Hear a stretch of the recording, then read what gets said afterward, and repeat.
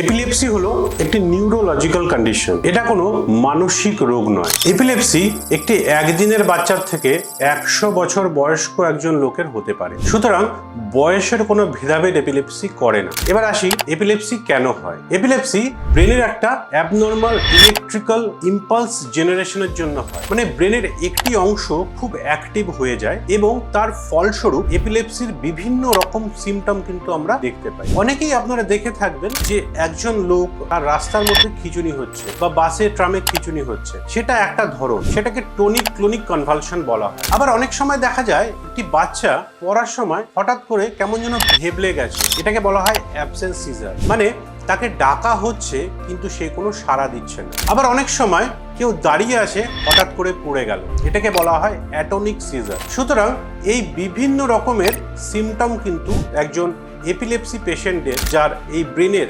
Abnormal যে electrical impulse generation হচ্ছে, তার জন্য হতে পারে।